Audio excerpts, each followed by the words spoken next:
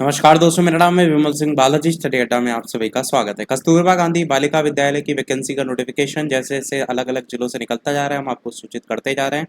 इस वीडियो में हम बात करेंगे वैकेंसी को लेकर के। पहले बात करते हैं कौन कौन सी वैकेंसी हैं। तो यहाँ पर पूर्णकालिक शिक्षिका की वैकेंसी, गणित विषय की 2 टोटल पद हैं। एक पद अनुसूचित जाति और ओबीसी वर्ग का है। और पूर्णकालिक शिक्षिका हिंदी संस्कृत की भी वैकेंसी, एक वैकेंसी है अनुसूचित जाति की। यहाँ पर जो गणित विषय है उसके लिए आपका गणित वर्ग से आपका स्नातक और उच्च प्राथमिक स्तर का टीईटी होना चाहिए, और इसी प्रकार हिंदी या संस्कृत के लिए उसी विषय से स्नातक।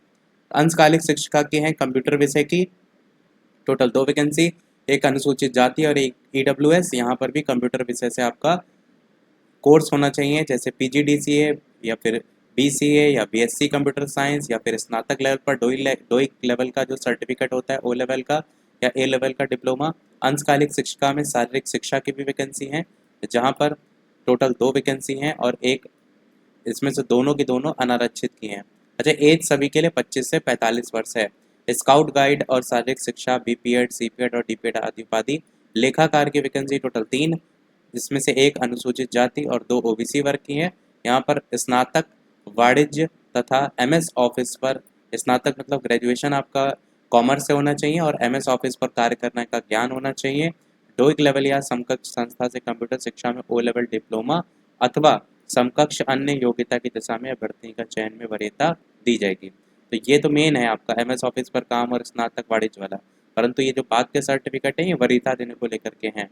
अब कई लोग पूछते हैं कि क्या डीएलएड वाले भर सकते हैं, बीएड वाले? तो इसमें देखिए, डीएलएड बीएड किसी की आवश्यकता नहीं है। आपका ग्रेजुएशन से मतलब है, आपके एमएस ऑफिस से मतलब है, ऐसे में आप भर पाएंगे। यहाँ पर 12,100 रुपये इसका मानदेय है। मुख्य रसोइया की है वैकेंसी 2, 2 अनारक्षित की है।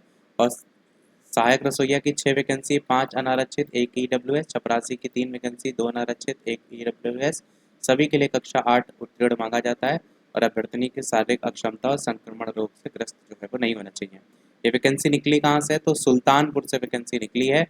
जिसको लेकर के, यानी अपने ज़िले का लेकर के आप कमेंट में बता दीजिएगा जहाँ का आपको पता करना है। हम लगातार जैसे पहले के कमेंट आए हैं उन सभी को देखते रहते हैं, ताकि अगर वहाँ से कोई वैकेंसी आए तो हम आपको बता दें। तो आप कमेंट करके अपने ज़िले का नाम बता दीजिएगा जहाँ को लेकर के आपको जानना है। अब बात करते हैं इस नोटिफिकेशन को लेकर के। ये जो सुल्तानपुर में संचालित कस्तूरबा गांधी आवासीय बालिका विद्यालय है, उसमें जो आपका अनुबंध होता है 11 माह 29 दिन या 28 फरवरी 2025 से जो पहले कंप्लीट हो जाए। समस्त जो पद हैं उन पर केवल और केवल महिला योग्यताधारी अभ्यर्थी जो है वो आवेदन कर सकते हैं। और ये आपका यहाँ पर माननीय कोर्ट का आदेश संख्या भी लिखी हुई है। नीचे आपको ऑफिशियल वेबसाइट मिल जाएगी। लास्ट डेट क्या है वो सबसे ज़्यादा इंपॉर्टेंट हो जाता है। तो ये है इसकी लास्ट डेट 15/9/2024। तो 15 सितंबर के अपराह्न 5 बजे तक कार्यालय जिला बेसिक शिक्षा अधिकारी विवेक नगर सुल्तानपुर पिन कोड 228001 के पते पर स्पीड पोस्ट या रजिस्टर्ड डाक के माध्यम से आप यहाँ पर आवेदन कर सकते हैं।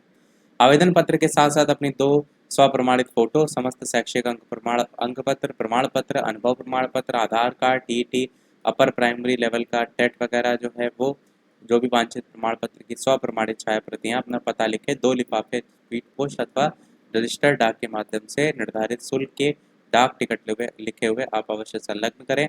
आवेदन पत्र के लिफाफे पर आवेदित पद का नाम, विषय, आरक्षण वर्ग, ये सारी चीज़ें लिखना होना चाहिए। साधारण डाक से आपका ये स्वीकार नहीं होगा, ये चीज़ क्लियर की जाती है। काउंसलिंग या साक्षात्कार में भाग लेने को लेकर किसी भी अभ्यर्थी को अलग से यात्रा जो है भत्ता नहीं दिया जाएगा। यहाँ पर अगले पेज पे देखेंगे तो बाकी तो स्टार्टिंग की चीज़ें वही हैं, पर नीचे आपको यहाँ पर जो शर्तें हैं वो अलग देखने को मिलेंगी। जैसे पूर्णकालिक शिक्षिका के जो पद हैं उनके लिए अपर प्राइमरी का टेट और स्नातक अनिवार्य है, और साथ ही साथ बीएड या समकक्ष एलटी ग्रेड इत्यादि योग्यता होनी चाहिए। बीए उर्दू शिक्षिका हेतु निर्धारित जो योग्यता है ना, वो बीए उर्दू विषय से या एलटी या बीटी या बीएड या अन्य समकक्ष अथवा शिक्षण में डिग्री या डिप्लोमा होना चाहिए। कंप्यूटर शिक्षिका के लिए प्रशिक्षित स्नातक होना जरूरी है। कंप्यूटर शिक्षण के लिए PGDCA, BCA, BSc computer science या स्नातक सहित डोइक लेवल या समकक्ष संस्थान से ओ लेवल या ए लेवल डिप्लोमा होना चाहिए। मुख्य रसोइया, सहायक रसोइया, चपरासी के लिए शैक्षिक योग्यता कक्षा 8 होनी चाहिए। शारीरिक अक्षमता संक्रामक रोग से ग्रस्त नहीं होना चाहिए, और महिला होना भी आवश्यक है। विद्यालय में निवास भी आपको करना पड़ेगा। एज की बात करें, 1 अप्रैल को 25 वर्ष, अधिकतम आयु चयन वर्ष की 1 अप्रैल को 45 वर्ष से ज़्यादा ना हो, मतलब 25 से 45 के बीच में हो। साथ ही यहाँ पर ऐसे जो शिक्षक हैं या शिक्षिका हैं जो पहले से कार्यरत हैं तो उनको लेकर के जो आरक्षण दिया जाता है वो यहाँ पर बताया गया है कि 2% अतिरिक्त भारांक जो है वो दिया जाएगा, किंतु अधिकतम भारांक 30% से ज़्यादा नहीं होना चाहिए। कस्तूरबा गांधी बालिका विद्यालयों में जो शैक्षिक स्टाफ है जैसे पूर्णकालिक शिक्षिका, अंशकालिक और लेखाकार के पद पर चयन सीधे मेरिट बेस्ड पर होगा। मुख्य रसोइया, सहायक रसोइया, चपरासी और चौकीदार के पद पर चयन साक्षात्कार के द्वारा होगा। चरित्र को लेकर के भी लिखा है कि आपको अलग से चरित्र प्रमाण पत्र देना होगा। चयन उपरांत पूर्णकालिक शिक्षिका, मुख्य रसोइया, चपरासी, सहायक रसोइया का पद पूर्णकालिक होने के कारण विद्यालय परिसर में ही निवास करना होगा, पर अगर आप नहीं निवास करते हैं तो आपका चयन समाप्त कर दिया जाएगा। पूर्णकालिक स्टाफ को अपने साथ परिवार के किसी भी सदस्य को भी विद्यालय में साथ में रहने की अनुमति नहीं होगी, ये चीज़ यहाँ क्लियर की गई। उपरोक्त समस्त पदों पर केवल और केवल महिला अभ्यर्थी को ही चयन हो सकता है, इस बात को पहले भी क्लियर कर चुके हैं ऊपर। अनुबंध मैंने बताया था अधिकतम 11 माह 29 दिन का होता है, बाकी एक और कट ऑफ डेट ऊपर दी गई थी, उसमें दोनों तिथियों में से जो पहले कंप्लीट हो जाए। आगे है कि सुल्तानपुर की वेबसाइट पर क्लिक करेंगे तो वहाँ पर इसको लेकर के आवेदन पत्र मिल जाएगा, वो आपको भरना पड़ेगा। और किसी भी कार्य दिवस में कार्यालय जिला बेसिक शिक्षा अधिकारी सुल्तानपुर में आवश्यक जानकारी भी आप एक्स्ट्रा ले सकते हैं।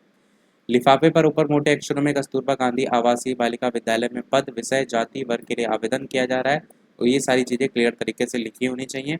अभ्यर्थी द्वारा एक से अधिक पदों के लिए आवेदन करने की स्थिति में प्रत्येक पद के लिए अलग अलग आवेदन करना होगा, जिस पर आवेदित पद का नाम, विषय, आरक्षण वर्ग अंकित करना होगा। विज्ञप्ति को किसी भी समय निरस्त करने का अधिकार जनपदीय चयन समिति के पास होगा, जिसके लिए कोई बात बाद में मान्य नहीं होगा। विज्ञप्ति लिपिकीय त्रुटि के संधान जो है वो होगी, मतलब अगर इसमें किसी प्रकार की टाइपिंग मिस्टेक वगैरह है। कस्तूरबा गांधी बालिका विद्यालयों में शैक्षिक शिक्षणेतर जो कार्मिक है उनके रिक्त पदों पर केवल महिला अभ्यर्थियों का चयन किया जाएगा, इसलिए पुरुष अभ्यर्थी जो है आवेदन ना करें। लास्ट में सामान्य निर्देश भी यहाँ पर दिए गए हैं कि आवश्यक जो आवेदन पत्र है उसके लिफाफे के ऊपर मोटे अक्षरों में कस्तूरबा गांधी आवासीय बालिका विद्यालय में पदनाम, विषय, आवेदित आरक्षण वर्ग अंकित होना चाहिए। आवेदन पत्र के साथ 2 लिफाफे जिनमें प्रत्येक पर 42 रुपये का डाक टिकट लगाना है, तो ये लगा हो, संलग्न होना चाहिए। आवेदन पत्र निर्धारित प्रारूप पर ही मान्य होना चाहिए। अपूर्ण एवं स्पष्ट हस्ताक्षर न हुए जो आवेदन पत्र हैं वो आपके मान्य नहीं होंगे। काउंसलिंग के लिए कोई अलग से भत्ता जो है वो नहीं दिया जाएगा। काउंसलिंग के समय समस्त मूल अभिलेख आपको यानी ओरिजिनल डॉक्यूमेंट भी प्रस्तुत करने होंगे। रिक्तियों की संख्या यहाँ पर घट बढ़ सकती है। प्रत्येक पद के लिए अगर बात करें तो अलग अलग आवेदन करना होगा। उक्त जो समस्त पद हैं वो संविदा आधारित और शैक्षिक जो वर्ष है 2024-25 के लिए होंगे। कार्य व्यवहार आपका ठीक पाया जाता है तो अगले शैक्षिक सत्र के लिए भी आपको कंटिन्यू कराया जा सकता है, और संतोषजनक अगर आपकी सेवा नहीं है तो बीच में भी आपको निकाला जा सकता है। ये ऑफिशियल वेबसाइट है। बाकी यहाँ पर इसका ये है आवेदन पत्र, कस्तूरबा गांधी आवासीय बालिका विद्यालय में रिक्त पदों के लिए आवेदन पत्र का प्रारूप ये आपको भरना होगा और इसको जो है वो भर के भेजना होगा। तो इसमें वही सारी डिटेल आपकी एजुकेशनल से लेकर के आपकी सारी क्वालिफिकेशन और लास्ट में घोषणा पत्र। यही था हमारे ओवरऑल अपडेट में। वीडियो लाइक शेयर सब्सक्राइब कीजिएगा, कोई प्रश्न कमेंट पूछ लीजिएगा। मिलते हैं अगले अपडेट में, तब तक के लिए नमस्कार, जय हिंद।